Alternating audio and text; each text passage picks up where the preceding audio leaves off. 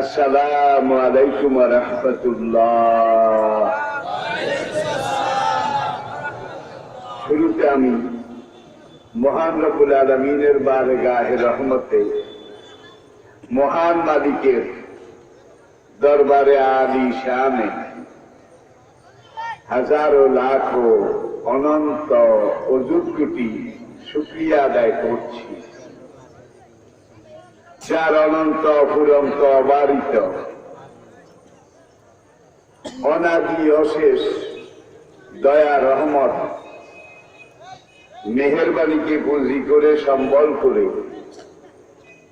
উসিলা এবং উপলক্ষ করে আমরা অন্যান্য বছরের মতো এবারও ঐতিহ্যবাহী আপনাদের এই দরবার শরীফে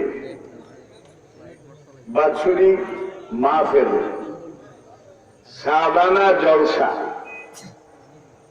এর দ্বিতীয় দিন, শেষ দিন, এ পর্যায়ে আমি আপনাদেরকে আহলান সাহলান খুশ আমদেদ এবং মোবারকবাদ জানাই।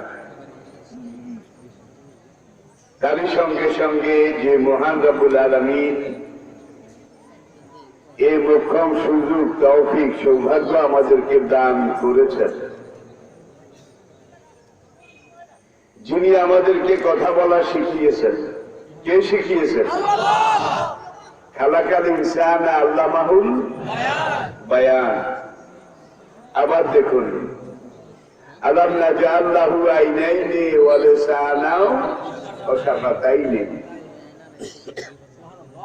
ওরে দুনিয়ার মানুষ, তোমাকে পথ দেখার জন্য, পথ চলার জন্য আমি এক জোড়া চোখ দিয়েছি,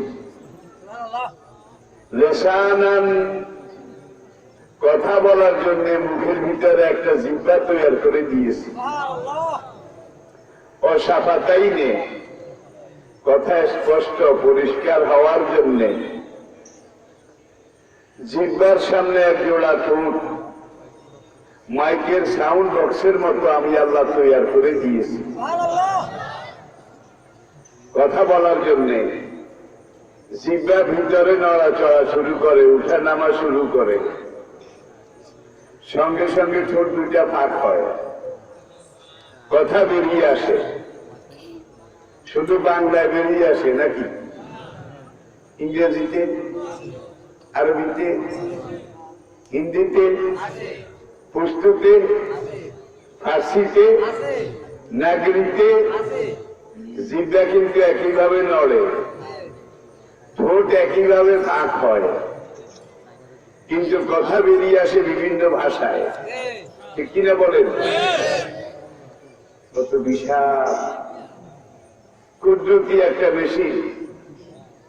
অন্যান্য অঙ্গ প্রত্যঙ্গ সব কিছু বাদ দেন, এই যে আপনার মাইকটা জন্মের পর থেকে আপনি ঘরে বাইরে সমাজে সংসারে হাটে মাঠে ঘাটে দোকান পাটে জীবনের বিভিন্ন ক্ষেত্রে 70-80 বছর পর্যন্ত এই মাইকটা ব্যবহার করেছেন, কাজে লাগিয়েছেন। কয়দিন এটার ব্যাটারি চার্জ দিয়েছেন বলেন? কি দুনিয়ার মাইকের মতো যদি কিছু সময় ব্যবহারের পরে ব্যাটারি ডাউন হয়, আবার চার্জ দেওয়া লাগে, এইভাবে চার্জ দেওয়া লাগতো, তাই যে এই মাইকের ব্যাটারি বদলাতে বদলাতে আপনার জমিদারি শেষ করা লাগতো। আলাম নাজআল লাহু আইনাইনি, ওরে বান্দা তোমাকে আমি দেখার জন্য দুইটা চোখ দিয়েছি। চোখ দুটার ফোকাস কতটুকুন যায়? একটা টর্চ লাইট কয়েকশো টাকা দিয়ে কিনলে এটাতে ব্যাটারি চার্জ, চার্জার, এটার খানা, এটার খোরাক সবকিছু দেওয়ার পরে আপনি যদি এইভাবে জ্বালিয়ে রাখেন কতক্ষণ চলবে? 1-2 ঘন্টা, এর বেশি তো না। এরপরে লাইট চোখ লাল করবে, তার মেজাজ খারাপ হয়ে যাবে।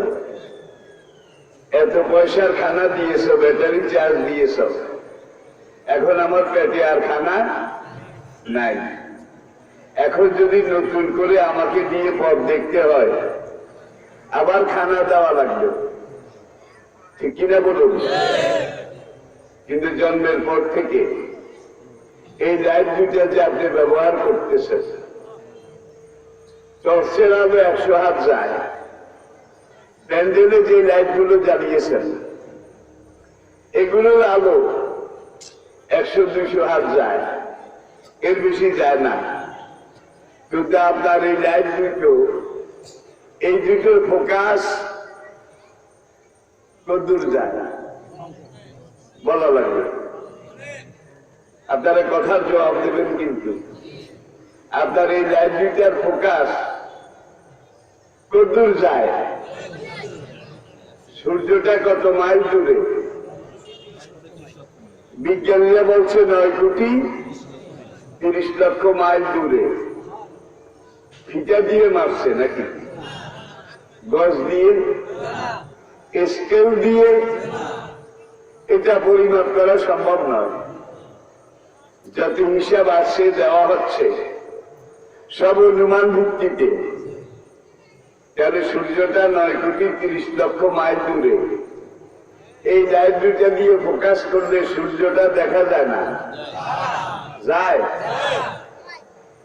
এর বইয়ের কাছের ধারের জীবন, সংসার, সমাজ, ঘর, ভাই, বউ, জি, স্ত্রী, পুত্র, পরিজন, ব্যবসাপাতি, দোকানপাট, পড়ালেখা, সবকিছু এই লাইট দুইটার উপর দিয়ে আপনি যেইভাবে চালিয়েছেন, কাজে লাগিয়েছেন। এই লাইটের ব্যাটারি কয়দিন বদলাইছেন? কয়দিন ব্যাটারি চার্জ দিয়েছেন? Life charge, life guarantee. যদি দুনিয়ার লাইটের মতো ব্যাটারি বদলানো লাগতো, ব্যাটারি চার্জ দেওয়া লাগতো, তাহলে এই লাইটের ব্যাটারি বদলাইতে বদলাইতে, চার্জ দিতে দিতে আপনার সবকিছু শেষ করলেও আপনি কুলিয়ে উঠতে পারতেন না, ঠিক কিনা বলেন?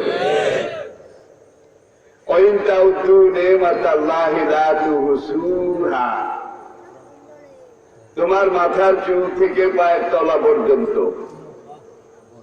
3.5 হাত শরীরে, দেহে যে নিয়ামত গুলো, যে কলকবজার, যে মেশিনারি গুলো আমি আল্লাহ ফিট করে দিয়েছি, জন্মের পর থেকে মরণ পর্যন্ত, এগুলো একটা একটা করে যদি তুমি গণনা করা শুরু করো, লা তুহসুহা, তোমার দেহের ভিতরের কলকবজাগুলো তুমি গণনা করে শেষ করতে পারবে না। পারবে বোধ হয়?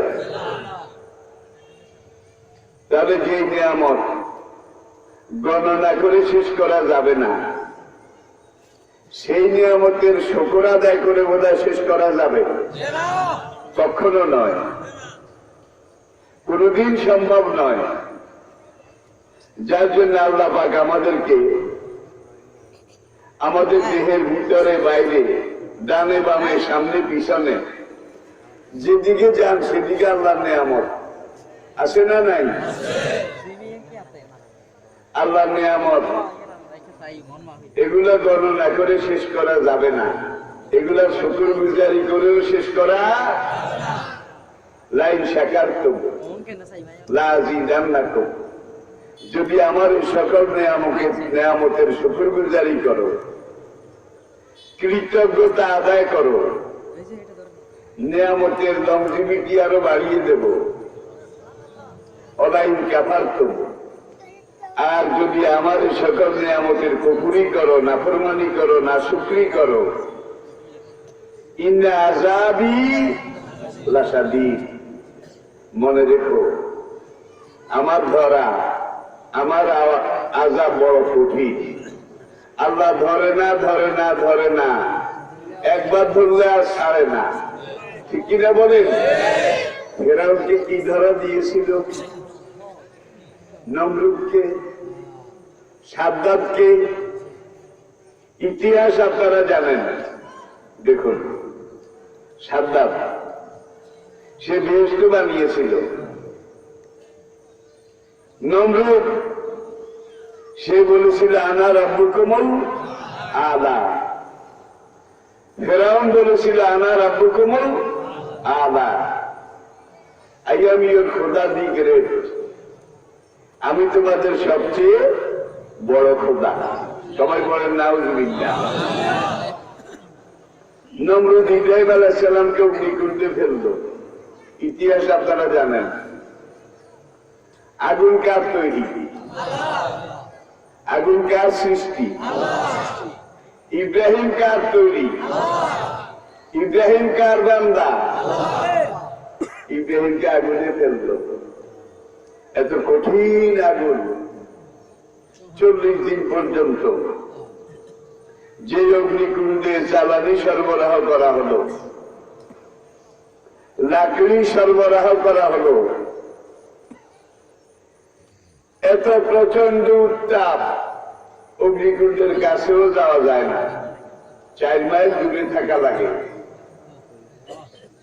তখন এই গাছের ক্রেন বানিয়ে এক গাছ থেকে আরেক গাছ, এক ক্রেন থেকে আরেক ক্রেন, এক ক্রেন থেকে আরেক ক্রেন, এইভাবে নিতে নিতে নিতে অগ্নিকুণ্ডের উপরে নিয়ে যখন গোড়ার রশিটা কেটে দেয়া হতো, ঝুপ করে ইব্রাহিম আলাইহিস সালাম অগ্নিকুণ্ডে পড়ে গেলেন। সঙ্গে সঙ্গে আগুনের মালিক তিনি আগুনের উপরে 144 জারি করলেন, ইয়া নারু কুনি বারদান ওয়া সালামান আলা ইব্রাহিম। আগুন নিউট্রাল হয়ে গেল, আগুনের শক্তি স্তিমিত হয়ে গেল, থেমে গেল, স্তব্ধ হয়ে গেল। 40 দিন আগুন জ্বলল। নমরুদের মনে শান্তি নাই। যে নাস্তিকটাকে তো আগুনে ফেললাম, এখন পুড়ে জ্বলে পুড়ে 60 বছর হলো কিনা দেখা তো গেল না। সে একটা টাওয়ার বানালো। টাওয়ার বুঝেন তো? টাওয়ার। প্রধানমন্ত্রীকে বললো ইবনুলি বুনিয়ানান, আমার জন্য একটা টাওয়ার তৈরি করো। টাওয়ার তৈরি করলো।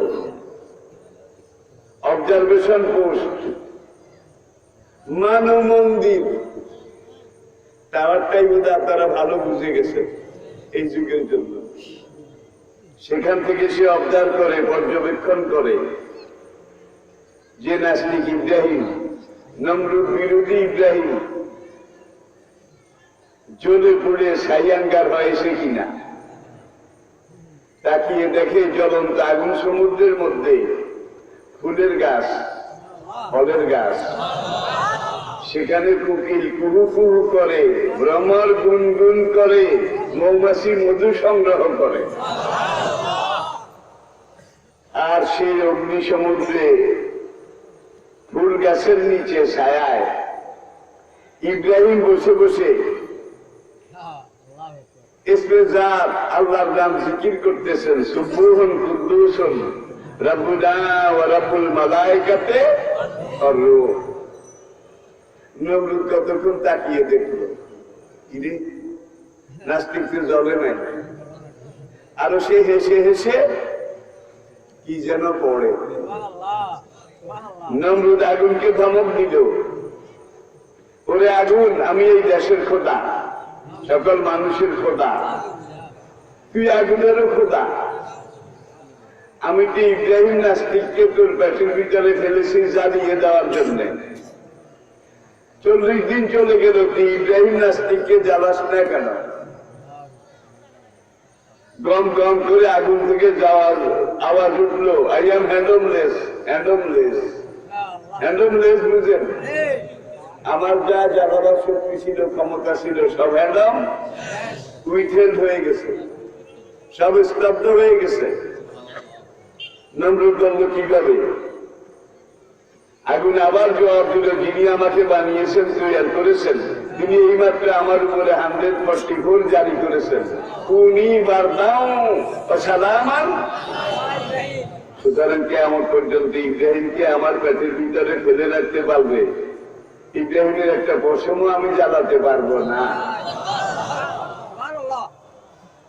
নমরুদ আরেকবার আগুনকে ধমক দিল, আগুন তোকে শেষবারের মতো সাবধান করছি, আমি তোকে আদেশ দিচ্ছি, আমি তোর খোদা, ইব্রাহিমের খোদা, সবকিছুর খোদা, আনা রাব্বুকুমুল আ'লা।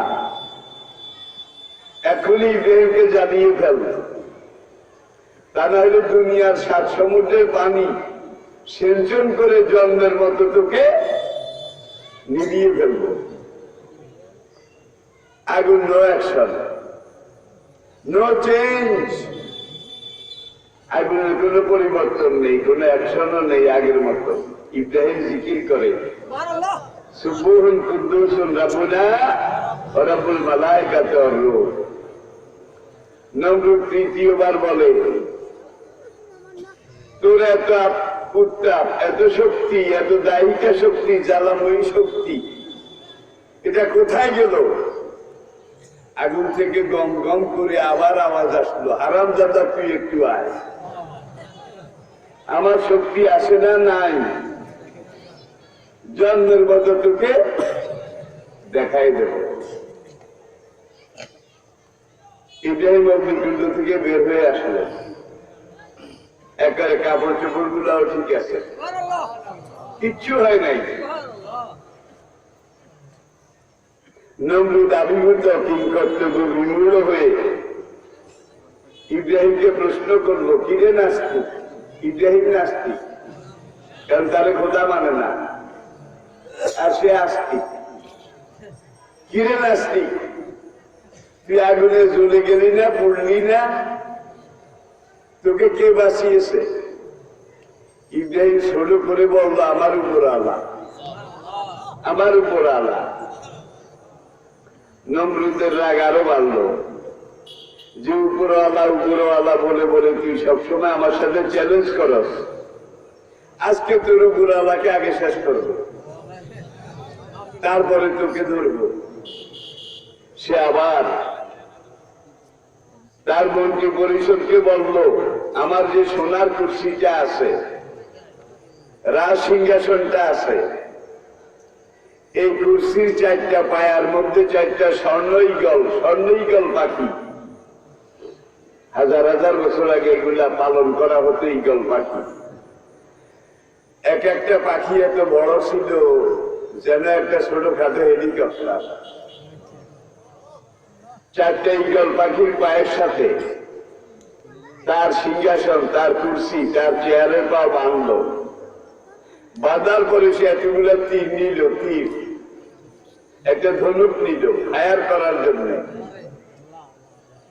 এইবার সেই পাখিগুলাকে উপরের দিকে উড়ালো, পাখিটার কুর্সি নিয়ে উপরের দিকে যায়, দূর, বহু দূর, দেখা যায় না। আল্লাহ পাকের আরশে আজিমের যে ধারক বাহক ফেরেশতা, যাদেরকে শরীয়তের পরিভাষায় বলা হয় মালায়েকাতুল মুকাররাবিন, কি আল্লাহ পাকের নিকটতম ফেরেশতা। ফেরেশতারা বলে, রব্বুল আলামিন, এতদিন তো ইব্রাহিমের পালা ছিল, আজকে তোমার পালা আসতেছে, তোমাকে শেষ করবে, তোমাকে খতম করার জন্য আসতেছে। আল্লাহ কুদরতের হাসি হেসে বললেন, অমনি লাহুম ইন্না কাইদি মাতিন, ইন্নাহুম ইয়াকিদুনা কাইদাও ওয়া আকিদু আমাহলিল কাফিরিনা আমহিলহুম। বেচারা বড় আশা করে আসে। আর এই নমরুদেরও আগে যত নমরুদ, যত যুগে আমি আল্লাহর বিরোধিতা করেছিল, আমার রেসালতের বিরোধিতা করেছিল, আমার পাঠানো কিতাবের বিরোধিতা করেছিল, তারা যখন উপরে উঠতে চেয়েছিল, যেই নমরুদ যত দূর উপরে উঠতে চেয়েছিল, আমি তাকে তত দূর উপরে উঠেছি। আপনি যদি কারোর উপরে বেশি রাগ হন, এক আষাঢ়ে বর্তা করতে চান, তাহলে অল্প উড়াইয়া মারবেন, ঠিক না? কি নমরুদে কদ্দুর উড়েছে, ফেরাউনরে কদ্দুর, সাদ্দাদরে কদ্দুর, আবু জাহেলরে কদ্দুর, ঠিক কিনা বলেন? ফাফাসাকু ফিহা ফাফাসাকু ফিহা লাহাক্কা আলাইহাল কাউলু ফাদাম্মারনাহা। ভাই দাম্মারনাহা তাদবীরা শব্দটা কোরআনের এমন একটা সাংঘাতিক না সাড়ে সাংঘাতিক শব্দ। দাম্মারনাহা তাদবীরা, চূর্ণ বিচূর্ণ করে ফেলেছি, একাকার বেসাকার করে ফেলেছি, ধুনিত বিধুনিত করে ফেলেছি, পাউডার বানিয়ে ফেলেছি, পাউডার। দাম্মারনাহা তাদবীরা। আবার জিব্রাইলকে সঙ্গে সঙ্গে বললেন, ইযহাব ইয়া জিব্রাইল, জিব্রাইল তাড়াতাড়ি যাও। আমি খোদাকে মারার জন্য সে যখন উপরের দিকে তীর মারবে, সঙ্গে সঙ্গে তুমি ওই তীরটার মাথার মধ্যে ফলার মধ্যে এক বিগত টাটকা রক্ত মেখে দাও, টাটকা রক্ত। জিব্রাইলকে, ইয়া রব, তীরের ফলায় রক্ত মেখে লাভটা হবে কি? আল্লাহ জবাব দিলেন, বেচারা বড় আশা করে আসে, আমি কারো আশা নষ্ট করি না। যখন সে দেখবে টকবগে রক্তে তীরের ফলা ভিজা, তখন সে মনে করবে অপারেশন সাকসেসফুল, আমি খোদা শেষ। এরপরে গিয়ে বাকি তার কি করার আছে এটা আমি একটু দেখতে চাই। তীর বেড়েছে, করে তীর উপরের দিকে গিয়েছে, জিব্রাইল রক্ত মেখে দিলেন, রক্ত নিয়ে তীর আবার তার চেয়ারের উপরে এসে পড়েছে। খুশিতে বাঘ বাঘ ফিরে এসে ইব্রাহিমকে ডাকো। ইব্রাহিমকে বন্দিখানা থেকে দেখে সামনে আনা হলো। নমরুদ বলে, ইব্রাহিম তোর উপর আল্লাহকে শেষ করে এসেছি, দেখেছি ঢুকছে কদ্দুর, নোয়াখাইদারা করে নিশা কদ্দুর হাঁদাইছে, দেখ ঢুকছে কদ্দুর, ওই রক্তটা দেখায়। ইব্রাহিম রব্বুল আলামিন এমনি বেঈমানটা সারতে পারি না, আরো তুমি ডকুমেন্ট দিয়ে দিলা। আল্লাহ পারে না কি পারে না? সাদ্দাত বেহেশত বানিয়েছিল, খোদাই দাবি করেছিল, আপনারা ইতিহাস জানেন, শুধু মনে করাই দিচ্ছি। সর্বশেষ সে ঘোষণা দিল, যারা তাকে খোদা মানবে, রব মানবে, তাদেরকে বেহেশতে দেবে। আর যারা সাদ্দাতকে খোদা মানবে না, রব মানবে না, সৃষ্টিকর্তা মানবে না, পালনকর্তা মানবে না, রিজিক দাতা মানবে না, জীবনদাতা মানবে না, মৃত্যুদাতা মানবে না, তাদেরকে জাহান্নামে দেবে। 40 বছর পর্যন্ত সে জান্নাত জাহান্নাম দুইটা তৈরি করলো। আজকে বেহেশত উদ্বোধন করা হবে, ওপেনিং করা হবে, কত ফুল টুল দিয়ে সাজাইছে। আর এই বেহেশত তৈরি করার জন্য কত মা বাবার কোল খালি করেছে। 10 থেকে 16 বছরের মেয়েদেরকে ধরে এনে জোর করে সেটা বেহেশতের হুর বানিয়েছে। আবার 6 থেকে 12 বছরের তরুণ শিশু কিশোর তাদেরকে ধরে এনে সে বেহেশতের গেলমান বানিয়েছে। কত মানুষের শখের বাগান, এগুলোকে উজাড় করে সে তার বেহেশতের ফুলের গাছ, ফলের গাছ বানিয়েছে। কত মানুষের সম্পদ সহায়, সবকিছু লুটপাট করে সে তার সোনার বেহেশত সাজিয়েছে। আজকে প্রথম বেহেশতে নমরুদের কোন কোন বান্দাকে দেওয়া হবে। নমরুদের বান্দা, সাদ্দাতের বান্দা, বুঝুন তো, যারা তাকে মানে খোদা হিসাবে। এখন সে নিজে গিয়ে বেহেশতটা একটু দেখবে আর কি। তারপরে অ্যাকশনে আসবে, কাজে লাগাবে। ঘোড়ার পিঠে চড়ে, ঘোড়ার পিঠে সোনার জিন, পোষ, বাদামি এগুলো লাগিয়ে ঘোড়া ছুটিয়ে বেহেশতের দুয়ারে গেল। গিয়ে সে এক পাও ঘোড়ার পিঠ থেকে জমিনে নামালো, আরেকটা পা এখনো ঘোড়ার ওই বাদামি, এটা ভিতরে। পাও হাল্লা হইলা মালিকুল মউত, ইয়া মালিকাল মউত খুল সাবধাদা। এই অবস্থাতে আল্লাহ মালিকুল মউত আজরাইলকে ওহী পাঠালেন, আজরাইল এই মুহূর্তে এই অবস্থায় সাতাদের জান কবজ করো।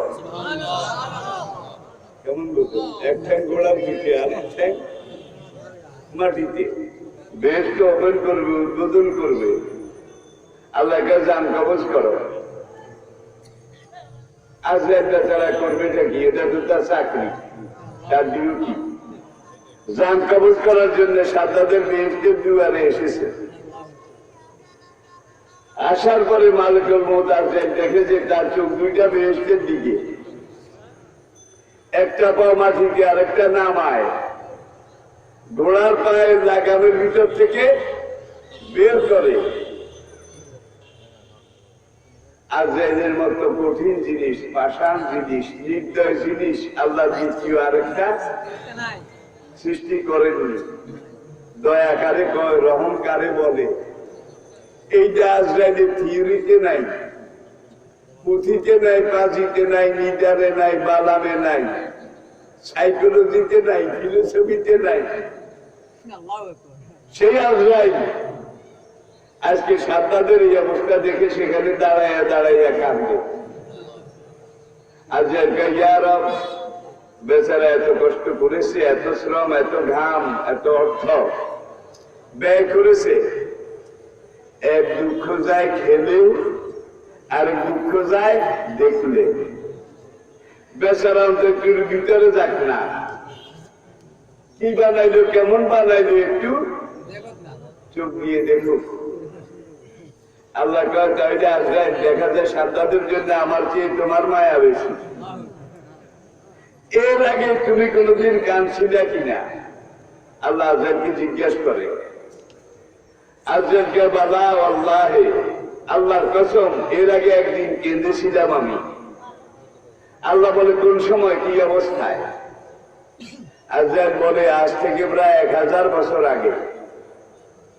রিপিট, আজ থেকে প্রায় 1000 বছর আগে। অমুক সাগরে যখন একটা কাঠের জাহাজ সাগর স্রোতে চলছিল, হঠাৎ তুফান এসে জাহাজটা ডুবে গেল। ঝড়ের দাপটে, অমগ্রতা, পানির তরঙ্গের আঘাতে জাহাজের প্রত্যেকটা তক্তা ছুটে গেল, খুলে গেল। সেই অবস্থায় একজন মহিলা একটা পুত্র সন্তান প্রসব করল। সন্তানটাকে সে প্রসবের পরে একটা তক্তা ধরে তক্তার উপরে শোয়াইল। শোয়াইয়া ওই মা তক্তাটাকে সোজা করে ধরে রাখলো। এই দিক থেকে ঢেউ আসে, তক্তা কাইট হয়, এদিক থেকে ঢেউ আসে, তক্তা কাইট হয়।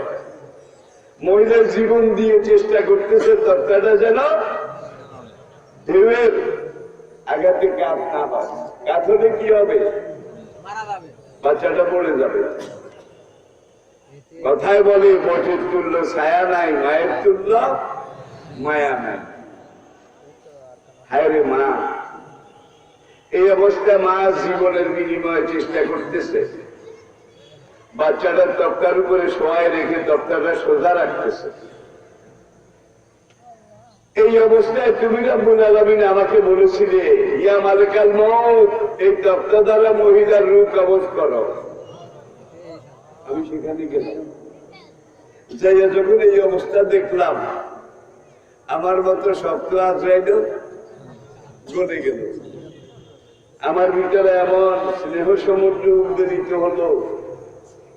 আমি আজরাইল ভাবলাম যে এই মুহূর্তে মায়ের জান কবজ করা মানে ঢেউ আসবে, তক্তাটা কাইট হবে, বাচ্চাটা চুপ করে ডুবে যাবে। 2 in 1, একে 2 মারা যাবে।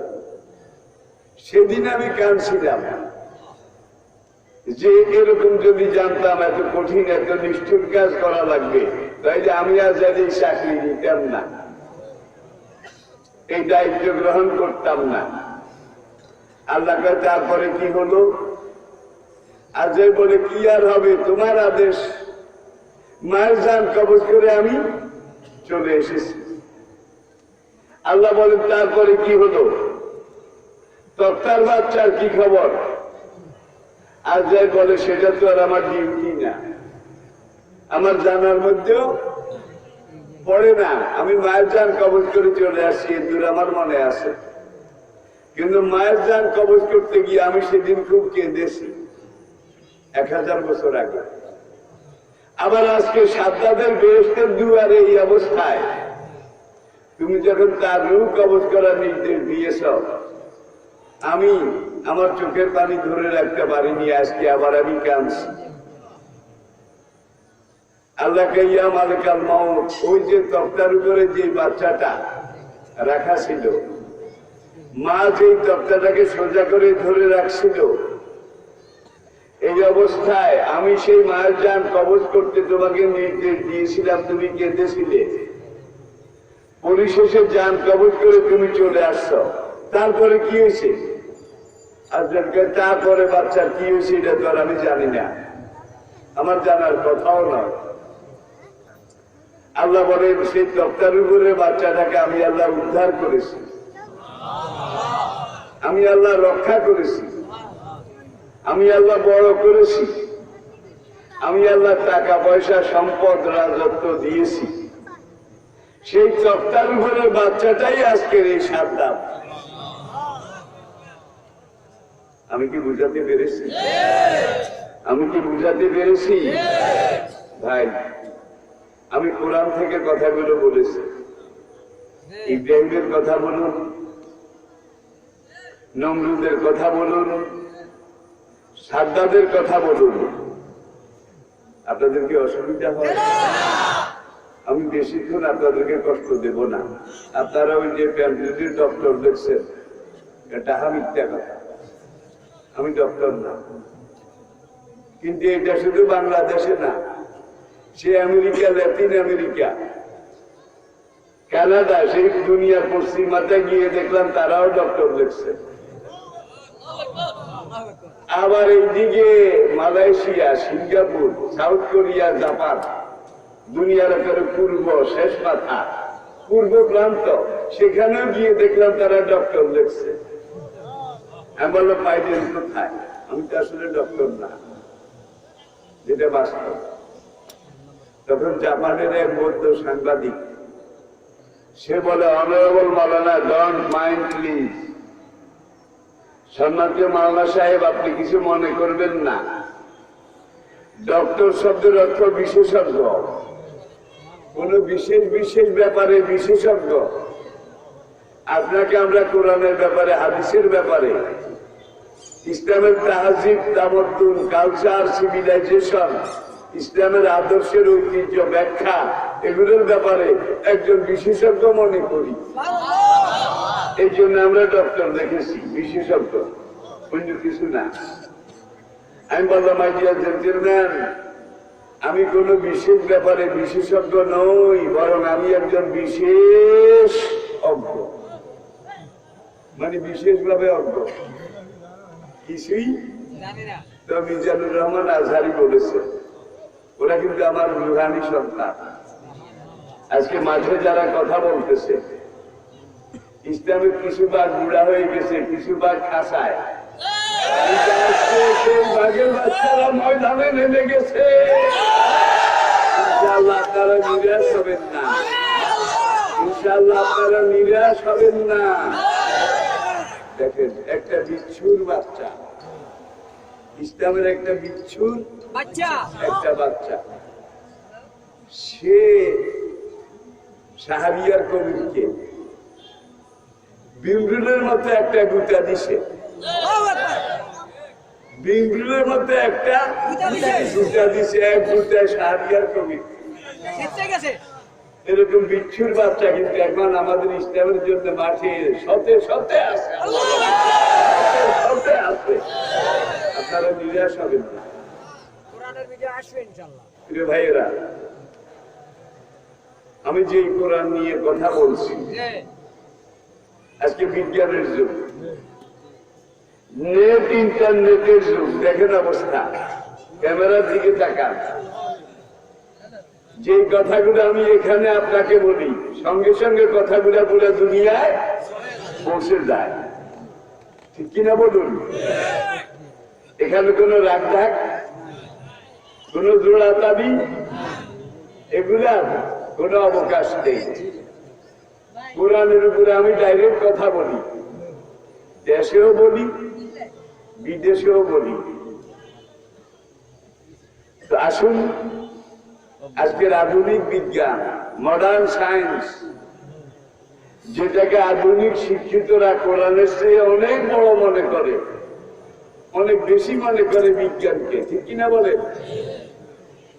আপনাদের জন্য আনন্দের খবর, খুশির খবর, আজকের মডার্ন সায়েন্স, আধুনিক বিজ্ঞানের যে লাইন ম্যাচিউর হয়েছে, বালেক হয়েছে, বিজ্ঞানের যে গবেষণা পূর্ণতা পেয়েছে, সেটা কোরআনে এসে মিলে গেছে। আর আজকের আধুনিক বিজ্ঞানের যে সকল গবেষণা, যে সকল চিন্তা চেতনা, ধ্যান ধারণা এখনো কোরআনের সাথে মিলছে না। বুঝতে হবে কোরআন নিজের জায়গায় ঠিক আছে, বিজ্ঞানের এসব লাইন এখনো ম্যাচিউর হয়নি, এখনো বালেগ হয়নি, এখনো না বালে। যদি বালেগ হবে, কোরআনে এসে মিলতে অবশ্যই বাধ্য হবে। আজকের আধুনিক বিজ্ঞানের সবচেয়ে বড় আবিষ্কার কম্পিউটার বিজ্ঞান। কম্পিউটারের চাইতে বড় কিছু কিন্তু এখনো হয়নি, এখনো বিজ্ঞান আবিষ্কার করতে পারেনি। আবার বলছি, আজকের আধুনিক বিজ্ঞানের সবচেয়ে বড় আবিষ্কার হলো কম্পিউটার। বর্তমান বিশ্বে সবচেয়ে বড় কম্পিউটার মেশিন, কম্পিউটার সেট, যেটা সবচেয়ে বড়, এটা মার্কিন যুক্তরাষ্ট্রের নাসা মহাকাশ গবেষণা কেন্দ্রে সংরক্ষিত biggest computer set of the world, দুনিয়ার সবচেয়ে বড় কম্পিউটার মেশিন। সেই মেশিনটার ওজন 12.5 টন, মন না, 12.5 টন। সেই 12.5 টন মানুষের তৈরি বিজ্ঞানের সবচেয়ে বড় আবিষ্কার কম্পিউটার মেশিনটা প্রতি মিনিটে 5000 মেমোরি, 5000 মেমোরি ধারণ করতে পারে, গ্রহণ করতে পারে, মহাশূন্যে প্রেরণ করতে পারে, মিনিটে 5000। আর আপনার এখানে আল্লাহ পাক একটা কম্পিউটার মেশিন ফিট করে দিয়েছে। এই কম্পিউটার মেশিনটার ওজন মাত্র আধা কেজি। কত? আধা কেজি। এই আধা কেজি ওজনের আল্লাহ তৈরি কম্পিউটারটা বিজ্ঞানীরাই ব্রেনের উপরে রিসার্চ গবেষণা করে স্বীকার করেছে প্রতি সেকেন্ডে 5 লক্ষ কোটি মেমোরি গ্রহণ করতে পারে, 5 লক্ষ কোটি মেমোরি থ্রো করতে পারে। বিজ্ঞানীরা স্বীকার করেছে অনন্তকাল যদি আমরা চেষ্টা করি, এর 1/1 শক্তিশালী কোন মেশিন আমরা তৈরি করতে পারবো না। সেই কম্পিউটার বিজ্ঞান আজকে কোরআনের কাছে সারেন্ডার করেছে, আত্মসমর্পণ করেছে। কোরআনের যেখানে যেখানে যে ব্যাখ্যা নবীজি আমাদেরকে দিয়েছেন, কোরআনকে বুঝতে হলে নবীজিকে লাগবে, নবীজিকে বাদ দিয়ে কোরআন বোঝা যাবে না। আবার নবীজিকে বুঝতে হলে কোরআন লাগবে। কোরআনকে বাদ দিয়ে নবীকে বুঝা যাবে না, নবীকে বাদ দিয়ে কোরআনকে বুঝা যাবে না। একটা আরেকটা পরিপূরক সম্পূরক। যে কোরআন আমরা তেলাওয়াত করি, এই কোরআন হলো রিটেন ফিলোসফি। রিটেন ফিলোসফি, লিখিত দর্শন। আর আল্লাহর নবীর পুরা নবুয়ত জিন্দেগিটা ছিল এই 30 পারা লিখিত কোরআনের জীবন্ত জ্বলন্ত শাশ্বত প্রতিষ্ঠিত বাস্তব নমুনা। এটা হলো লিখিত কোরআন, আর নবীর সিরত জীবন্ত কোরআন, বাস্তব কোরআন। সুতরাং বাস্তব কোরআন যদি আপনি দেখতে চান, বুঝতে চান, নবীর দিকে তাকান।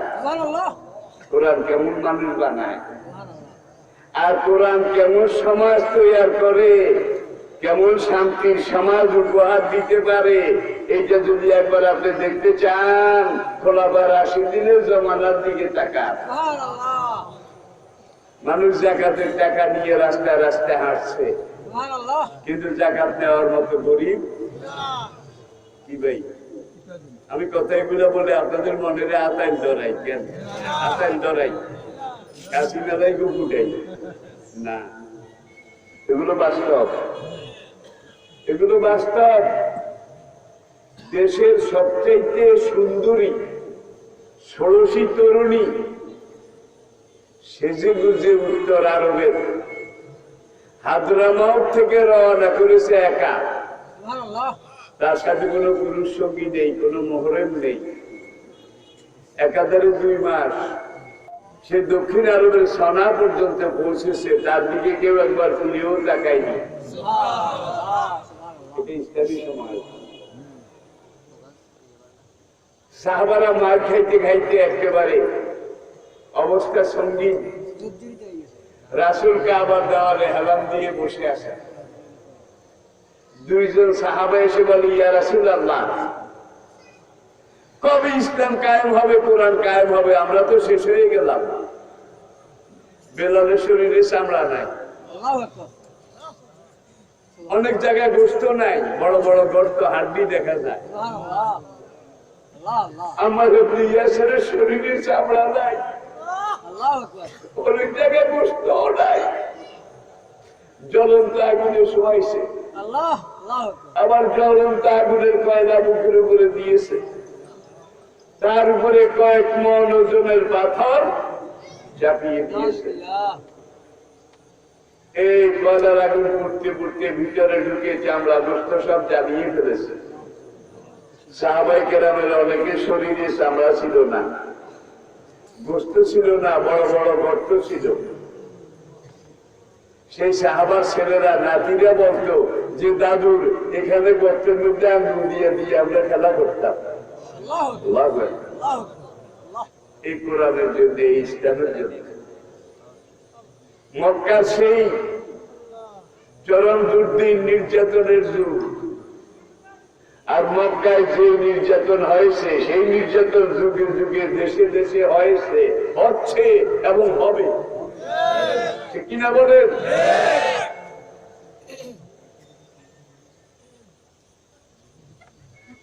আফ্রিকা, লোহিত সাগরের পশ্চিম পাড় আফ্রিকা। আফ্রিকার পারস্য সম্রাট, তারাও মদিনার ইসলামী সম্রাটের কাছে, খেলাফতের কাছে সারেন্ডার করেছে, সারেন্ডার, আত্মসমর্পণ করেছে। আর এর আগে রোমান সম্রাট, তারা তো আবু বকরের আমল থেকেই ইসলামের পায়ের তলে এসে গেছে। সেই যুগে 2টা সুপার পাওয়ার ছিল, একটা রোম আর একটা পারস্য, একটা কায়সার আর একটা কেসরা। কেসরা পবিত্র কোরআনে একটা সূরা আছে, আর রোম আছে না নাই? এই যুগে যদি কোরআন নাযিল হতো, সূরা থাকতো আমেরিকা, বিশ্বাস করে? তখনকার রোম যখন আছে, কিয়ামত পর্যন্ত যত আমেরিকা যত সুপার পাওয়ার আছে আসবে ছিল এগুলা কোরআনের আলোচ্য বিষয়ের মধ্যে আছে। এই লোকে বাদ দিয়ে কোরআন কথা বলেনি।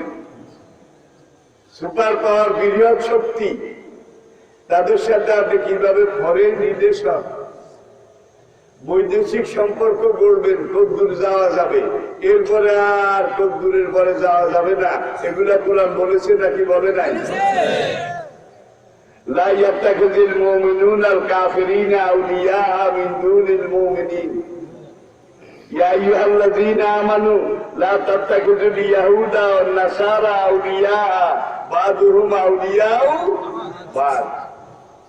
দেখেন পারস্য বিজয় হয়ে গেছে, মুসলমানদের এখন সম্পদের কোনো অভাব নাই। বিজয় হজের পরে আল্লাহ নবী জীবিত থাকা অবস্থায় দুইটা যুদ্ধ হয়েছিল, হুনাইন এবং তবুক। বিজয় হজের পরে হুনাইন এবং বদরে ছিল 313 জন শুরু প্রথম। অশ্ব ছিল খুরমা খাজুরের ডাকগা, কোন তীর তলোয়ার কিছু ছিল না, খাজুরের ডাকগা।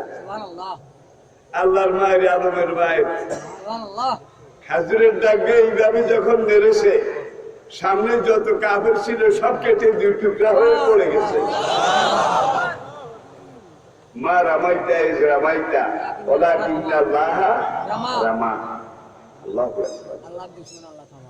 এখন অর্ধেক পৃথিবীতে ইসলাম কায়েম হয়ে গেছে, আফ্রিকা বিজয় হয়ে গেছে। খসরু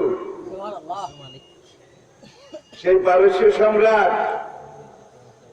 তার পুরা রাজত্ব সম্পদ সব একত্র হয়ে মদিনায় মসজিদে নববীতে আসলো গনিমত। আমিরুল মুমিনিন ওমর রাদিয়াল্লাহু তাআলা আনহু হুনাইন তবুক যুদ্ধে কত মুসলমান শরীক ছিল। ঐতিহাসিক ইবনে সাদ তার তবকাতে লিখেছেন,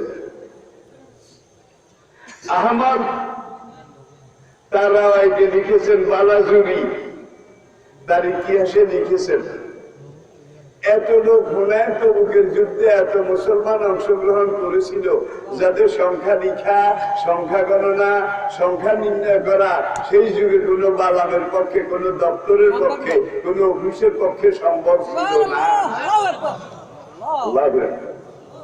ওর আইতা না সাইয়াত খুলুনা ফি দীনিল্লাহ। এখন পারস্য থেকে গনিমত আসছে, সেই যুগের সবচেয়ে দামি কাপড়, সবচেয়ে দামি কাপড় পারস্য সম্রাটের রাজ পোশাক, তার অংশ। এগুলো মসজিদে নববীতে আসার পরে ওমর রাদিয়াল্লাহু তাআলা আনহু সাহাবাদের নাম ধরে ধরে ডেকে ডেকে এক একজনকে এক একটা মূল্যবান চাদর এইভাবে দিচ্ছেন, সবাইকে দিছে। এখন এই চাদর পেয়ে কেউ মাথায় পাগড়ি, কেউ কাঁধের রুমাল, কেউ গায়ে দিয়েছে সেই যুগের সবচেয়ে দামি কাপড়। কিন্তু বেলাল রাদিয়াল্লাহু তাআলা আনহু একটা পাইছে। বেলাল চাদরটা হাতে নিয়ে এবার নাকের কাছে গিয়ে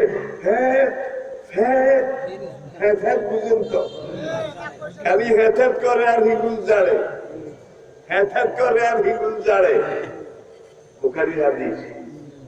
সাহাবায়ে কেরামের কেউ দেখে বলবেন, বাক বাক ইয়া বেলাল, বাক বাক ইয়া বেলাল, বেলাল তুমি তো বড় লোক হয়ে গেছো, আরবের সবচেয়ে দামি চাদর দিয়ে তুমি নাকের শ্লেষা নাকের হিঙ্গুল মুছো, তুমি তো বড় লোক হয়ে গেছো। বেলাল কান্দে আর কয়, ভাই বড় লোক হয়েছি, যা হয়েছি যায় কও, মনে কিন্তু শান্তি নাই। সাহাবায়ে কেরাম আরজ করতেন, লিমাযা ইয়া Belal, why not, why not, ও বেলাল, বেলাল কেন তোমার মনে শান্তি নাই? পুরো দুনিয়াতে ইসলাম কায়েম হয়ে গেছে। বেলাল বলে, মক্কাতে যখন মার খাচ্ছিলাম, যখন গলায় শিকল লাগিয়ে মক্কার গলিতে গলিতে টানা হয়েছিল, যখন মুখের উপরে পাথর চাপা দিয়ে জ্বলন্ত আগুনের উপরে শোয়াইছিল, তখন আমরা সংখ্যা অল্প কয়েকজন ছিলাম, হাতে গোনা কয়েকজন ছিলাম, কিন্তু আল্লাহরে ডাক দিলে পাওয়া গেছে, আল্লাহরে হাত দিলে ধরা গেছে। সেই মক্কার দিনে আর পাইছি, আল্লাহকে ধরেছি, ডাক দিয়েছি, আল্লাহকে পেয়েছি। আজকে এত মুসলমান ইসলামের বিজয়ের যুগ, কিন্তু আমি বেলালের মনে শান্তি নাই। কারণ বেলাল রে, এই বেলাল তুই এখন হাত দিলে আল্লাহরে পাওয়া যায় না, তুই এখন ডাক দিলে আল্লাহকে ধরা যায় না, আল্লাহ দূরে চলে গেছে। সম্পদ আপনি এই দুইটা কোনোদিন একত্র হয় না। আজকে মুসলমানের সম্পদের অভাব নাই, তবে যেখানে যেখানে যে অভাব আছে মুসলিম বিশ্বের, এগুলো অভাবের অভাব নয়, স্বভাবের অভাব, খাসিয়তের অভাব, ঠিক কিনা বলে? আপনাদের কারো কারো বোধহয় অসুবিধা হচ্ছে। আমি আলোচনা করে শেষ পর্যায়ে নিয়ে এসেছি। যেই কথাটা আমি আপনাদেরকে বলতে চাচ্ছি সেটা হলো, আজকেও যদি আমরা কোরআনে ফিরে আসি, আবার বেলালের যুগ ফিরে আসবে, আবার আবু বকরের ওমরের যুগ ফিরে আসবে। একটা হাদিস বলি, এটা শেষ। قال رسول الله صلى الله عليه وسلم الخلافة بعدي 30 عاما। আমি নবী দুনিয়া থেকে চলে গেলে, আমি নবীর বিদায়ের পরে পুরা দুনিয়াতে পূর্ণাঙ্গ ইসলামী খেলাফত কায়েম থাকবে 30 বছর। ছিল কিনা বলেন? খোলাফায়ে রাশিদিনের জামানা 30 বছর। রাসূল বলেন, সুম্মা তাকুনু মুলকান গাদ্দান, 30 বছর পরে খেলাফত চলে যাবে। খেলাফতের জায়গা দখল করবে শোষক জুলুমবাজ রাজতন্ত্র। বলেছিল কিনা বলেন? রাসূল বলেন, রাজতন্ত্র চিরদিন থাকবে না। ইতিহাসের এক সময় এসে রাজতন্ত্র দুনিয়ার মুখ থেকে চলে যাবে। সুম্মা তাকুনু মুলকান জাবাবেরা, রাজতন্ত্রের জায়গায় স্বৈরতন্ত্র কায়েম হবে। হয় নাই বোধহয়? আজকে রাজতন্ত্রের নামে যেটা, এইটাও স্বৈরতন্ত্র। গণতন্ত্রের নামে যেটা, এটা কোন তন্ত্র? স্বৈরতন্ত্র। ঠিক কিনা বলেন? দেখে না, কোন কোন দেশে বিরোধী দল যখন ক্ষমতায় আসে, তখন সরকারি দলকে বলে যে এরা স্বৈরাচার, সরকারি দল স্বৈরাচার।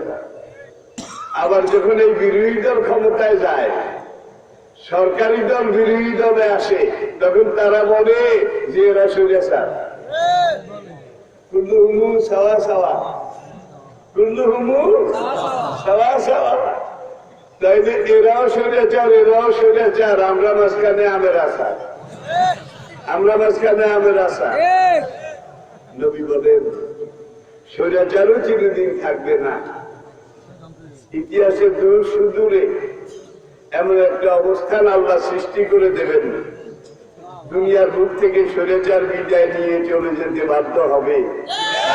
সুম্মা তাকুনু খিলাফত আলা মিনহাজিন নবুওয়াত, পুরো দুনিয়াতে আবার নবুয়ত আদর্শের উপরে পূর্ণাঙ্গ ইসলামী খেলাফত কায়েম হবে।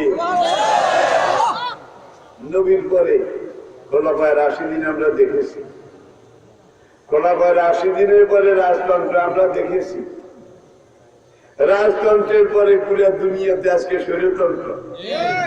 রাজতন্ত্র কিন্তু স্বৈরাচার, ঠিক কিনা? স্বৈরতন্ত্র। তাহলে স্বৈরাচার যাবে, ইসলাম আসবে। আমার হায়াতের কসম, আমার ইমানের কসম। রাসূল যেই কথাগুলো বলেছেন, ইমাম মাহদী ঈসা আলাইহিস সালাম সম্পর্কে রাসূল হাদিসে 70টা লক্ষণ বলেছেন, 70টা, যার মধ্যে 65টা হয়ে গেছে। 70টার মধ্যে 65টা হয়ে গেছে, বাকি আছে কয়টা? যখন দুনিয়ার এক প্রান্ত থেকে আরেক প্রান্ত পর্যন্ত পোড়া মাটির ঘরে দুনিয়া ভরে যাবে, পোড়া মাটির ঘর, বহুতলা বহুতলা, শুধু পোড়া মাটির ঘর, পোড়া মাটির ঘর পুরা দুনিয়াতে। তখন তোমরা সিংহের আওয়াজের জন্য অপেক্ষা করো।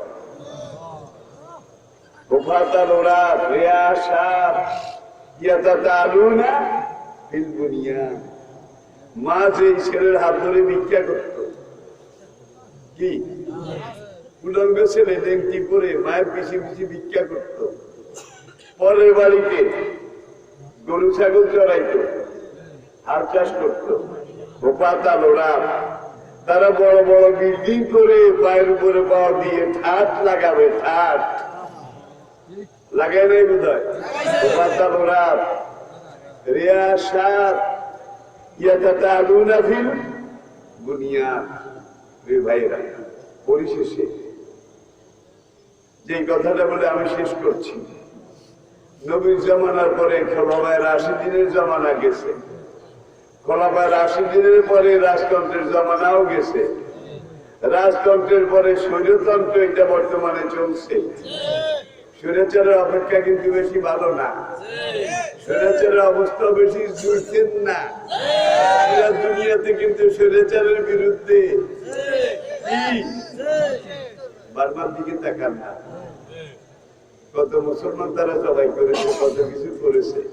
এবার বনি ইসরায়েলের মতো হেতারা হেতা করে আল্লাহ পারে নাকি পারে না? ইন্না বাদশা রাব্বিকা লাশাদীদ, ঠিক কিনা বলেন? আমার হায়াতের কসম, আমার ইমানের কসম, স্বৈরাচার আর বেশি দিন থাকবে না। স্বৈরাচার যাবে, ইসলাম আসবে। স্বৈরাচার আর ইসলামের মাঝে অন্য কেউ নাই। এখন আপনি যদি সহযোগিতা করেন ইসলাম কায়েমের ব্যাপারে, একামতে দ্বীনের ব্যাপারে, ইসলাম প্রতিষ্ঠার ব্যাপারে, আসলে ময়দানে দাঁড়িয়ে বলবেন যে আমি একজন শেয়ার হোল্ডার ছিলাম, আমি ইসলাম কায়েমের পক্ষে এই কাজ করেছি, ঠিক কিনা বলেন? আর আপনি যদি বলেন চাইছিলাম ইসলামের জন্য কিছু করবো, দেশ খারাপ, সময় খারাপ, যান বাঁচান খরচ, দেশ খারাপ, সময় খারাপ, যান বাঁচান খরচ, আমাদের মধ্যে বোধহয় এই টাইপের মুসলমান নাই। এরাই বেশি, এরাই বেশি। তবে এই টাইপের মুসলমান নবীর যুগে ছিল না। নামধারী মুসলমান মুনাফিক। কোরআনে আল্লাহ 3 রকমের মানুষের কথা বলেছে, মুমিনুন, কাফিরুন, মুনাফিকুন। মুমিনুন নামেও সূরা আছে, কাফিরুন নামেও সূরা আছে, মুনাফিকুন নামে সূরা নাই। এই দুনিয়াতে 3 জাতের মানুষের বাইরে একজনও নাই, হয় মুমিনুন, নয় কাফিরুন, নয় মুনাফিকুন। কাফিরদের কিন্তু আপনারা চিনেন। মুসলমান হয়ে মুমিন দাবি করে যারা কয় দেশ খারাপ, সময় খারাপ, যান বাঁচান খরচ, তাদের ব্যাপারে সূরা তাওবার মধ্যে আল্লাহ পরিষ্কার বলেছেন, ইন্নাল মুনাফিকিনা ফি দারকিল আসফালি মিনান নার। হাসরের দিন বিচারের পরে আবু জেহেল, উতবা, ওলীদ, ফিরআউন, নমরুদ জাহান্নামের যে তবকায় যাবে, মুসলমান নামধারী মুনাফিকেরা যাবে তার চাইতে আরো 3 ডিগ্রি নিচে। এই মুনাফিক কিন্তু কাফেরের চাইতে খারাপ। এরা উপর দিয়ে মুসলমান, ভিতর দিয়ে ইসলামের ঘরের বান কাটে। ইসলামের ঘরের মধ্যে এরা ইঁদুরের গর্ত সৃষ্টি করে। ঠিক ইসলাম আসতেছে, আপনি সহযোগিতা করলেও আসবে, না করলে আসবে। যদি সহযোগিতা করেন, আনাম আল্লাহু আলাইহিম মিনান নাবিয়িনা ওয়াস সিদ্দিকিনা ওয়াস শুহাদায়ে, এই 4 রকমের লোকের সাথে একত্রে একই জান্নাতে যাবেন। আর যদি আপনি বলেন চাইছিলাম কিছু করবো, দেশ খারাপ, সময় খারাপ, যান বাঁচান খরচ, তাহলে আপনি মারা যাওয়ার পরে আল্লাহর কসম আবু জেহেল, উতবা, ওলীদ, ফিরআউন, নমরুদ জাহান্নামের যে তবকায় যাবে, আপনি যাবেন তার চাইতে আরো 3 ডিগ্রি নিচে। তাইলে এখন আমরা ইসলামের পক্ষে কাজ করতে থাকি, কোরআনের পক্ষে কাজ করতে থাকি। এখানে যে খানকা, এখানে একটা মাদ্রাসা করা হয়েছে এবং আপনারা ছেলেদেরকেও দেখেছেন। আমি এর আগে